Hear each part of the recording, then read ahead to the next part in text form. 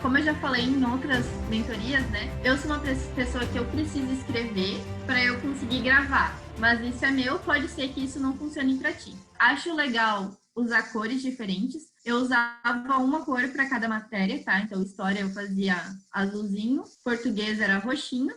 Usava caneta, usava lápis, eu colocava observações também. Tem coisas no meu resumo que eu ia colocando depois. Então, assim, eu estava fazendo um simulado ou até alguma questão de prova e eu achava algo que eu não tinha muita certeza, nunca tinha visto, não estava no meu resumo, não lembrava de ter visto na bibliografia.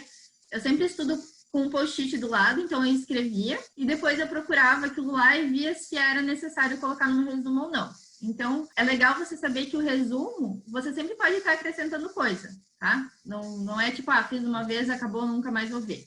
E é legal de tempos em tempos, então, você ir relendo ele para poder lembrar da matéria. Que eu trouxe de uma outra menina da mecânica também, muito mais fácil, né? Invejo quem não precisa escrever. Tem os resumos impressos de Ingemarinha, tá, gente? Aqui, assim, ela destacava também, ela fazia uma cor para cada matéria, ela fazia anotações, e vocês podem ver que até o destacar dela é diferente, né?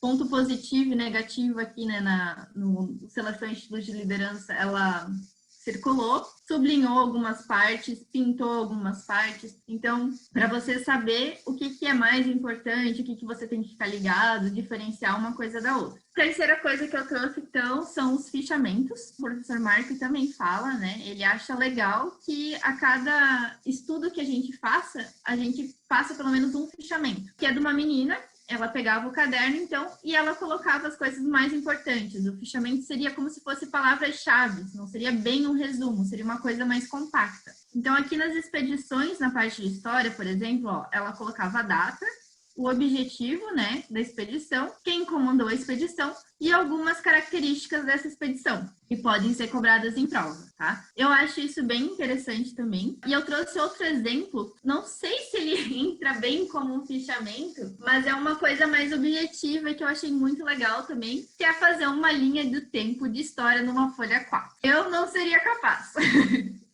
Talvez, assim, vocês também não sejam, mas é legal, eu achei legal a ideia. Vocês podem fazer várias folhas, né? Umas 2, 3 folhas. E é legal para você se situar em questão de datas, né? Momentos da história, saber o que aconteceu antes, o que aconteceu depois. E botar só uma palavra-chave, um tópicozinho que é mais importante.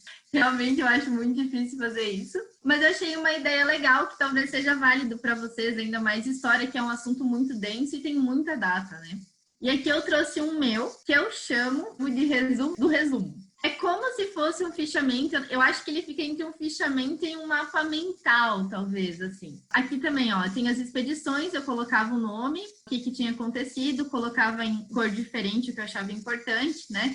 E eu tentava colocar também o capítulo inteiro todo numa folha 4. E o que eu fazia? Eu colocava numa parede do meu quarto. Se você se distrai, como o professor Marco falou na aula passada, na sua parede de estudo, coloque em outra. E assim, hoje eu vou ler essa coluna, vou revisar essa coluna. Daí você dá uma lidinha, né? Dá um geral em tudo antes de dormir, passa uns 10 minutos olhando e vai tentando absorver alguma coisa. Isso daqui, esses resumos do resumo, normalmente eu faço depois que eu termino o resumo, que eu faço as questões e que eu coloco o que eu acho que é mais importante, que eu não posso esquecer. Daí eu fazia e colocava na minha parede para ficar sempre à vista.